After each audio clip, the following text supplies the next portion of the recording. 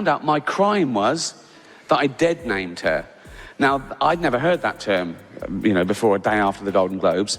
Right. Frivolous nonsense. Right. Gossip. I Very nice. actually know William and Harry. They've come to about 2 or 3 of my gigs. Yeah.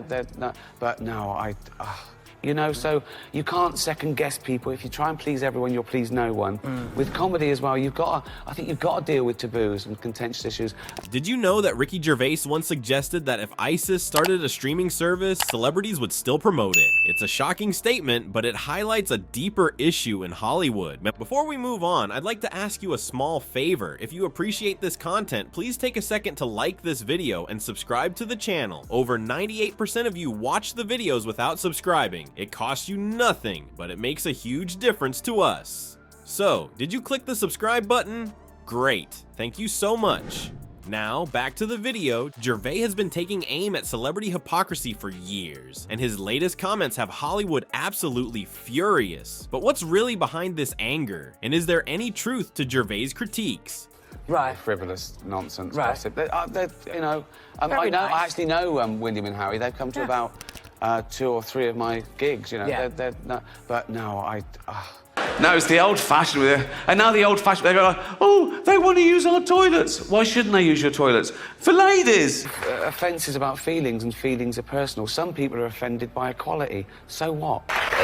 Offence is about feelings, and feelings are personal. Some people are offended by equality. So what? Picture this. Ricky Gervais steps onto the Golden Globe stage, mic in hand. The room full of A-list celebrities starts to squirm. They know what's coming. Gervais has a reputation for tearing into Hollywood's elite at these award shows, and tonight's no different. Gervais doesn't waste any time. He launches into a blistering takedown of Hollywood hypocrisy. It's like watching a comedian with a flamethrower. No one's safe. He takes aim at the industry's self-importance. It's virtue signaling. It's moral grandstanding. The celebrities in the audience don't know whether to laugh or cry. Then he drops a bomb. He calls out Apple, the tech giant that's recently entered the streaming wars. Apple's been preaching about dignity and doing the right thing, but Gervais isn't buying it. He points out the elephant in the room, the sweatshops where Apple products are made. The contrast between Apple's high-minded rhetoric and the reality of its labor practices is stark, but Gervais isn't done. He goes for the jugular with a line that'll be quoted for years. If ISIS started a streaming service, you'd call your agent. The room goes silent. You can practically hear jaws hitting the floor. It's a perfect encapsulation of Gervais's critique that Hollywood's moral posturing is just a thin veneer over naked self-interest. How will the celebs react to this brutal takedown?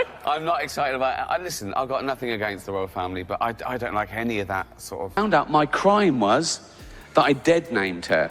Now, I'd never heard that term, before a day after the Golden Globes. Well, that's the thing about offence, isn't it? When people say they're offended, it's that just because you're offended, it doesn't mean you're right. Am I excited about the royal family? Yeah. No. The royal wedding.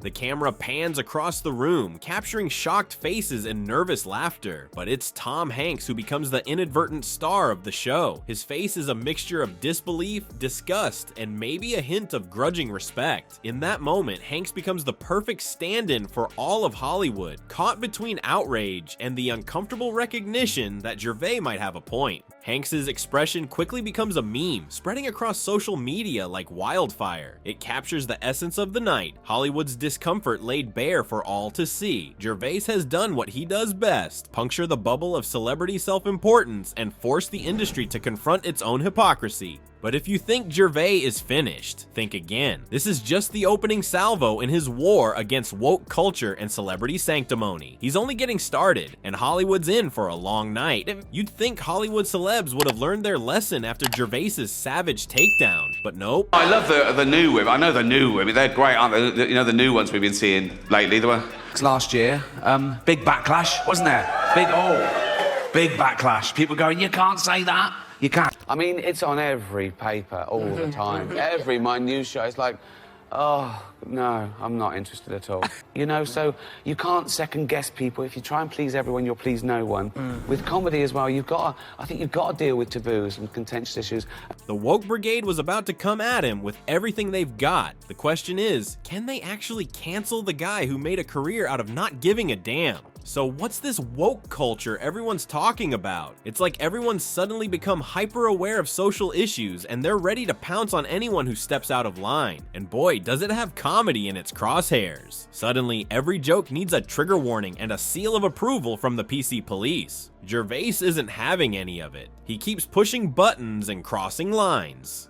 And wouldn't you know it, the internet loses its mind. Twitter mobs, think pieces, the whole 9 yards. They're trying to cancel him left and right. It's like they think if they yell loud enough, Gervais will just disappear. Take his Netflix special for example. Gervais made a joke about Caitlyn Jenner using her old name. The backlash was instant. People were furious, calling him transphobic and demanding Netflix take down the special. It's like they forgot that comedians are supposed to push boundaries. But Gervais, he's not backing down. He's got this quote that sums up his whole attitude. Just because you're offended doesn't mean you're right. It's like a slap in the face to everyone who thinks their hurt feelings should dictate what others can say. So how does Gervais handle all this criticism? Does he cave in and apologize like so many others? I mean, the old-fashioned ones, you know, the old-fashioned women. Oh, God, you know, the ones with wombs. It's just, no. Well, when you go on the Golden Globes, a lot of time you are politically incorrect and hilarious, of course. I think that, I think that BBC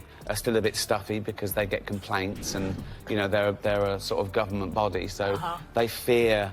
And sometimes you deal in irony, and some people don't get that. But, you know, you can't legislate against stupidity, otherwise you'll be doing nothing. So. Fat chance. He doubles down. Every attempt to silence him just seems to make him louder. It's like watching a game of whack-a-mole, but the mole's got a microphone and a wicked sense of humor. And you know what? People are eating it up. For every person calling for Gervais' head, there's another cheering him on. It's turning into this huge debate about free speech and political correctness in comedy. Can we still laugh at edgy jokes? Or are we all supposed to stick to knock-knock jokes from now on? It's not just about Gervais anymore. It's about what comedy's supposed to be. Is it there to make us comfortable or to make us think? Should we be putting limits on what comedians can say? Or is laughter the best way to deal with tough issues? So here's the deal with Ricky Gervais. Love him or hate him. You can't ignore him. He's like a mirror held up to society, showing us things we'd rather not see. And yeah, sometimes it's uncomfortable, but isn't that the point?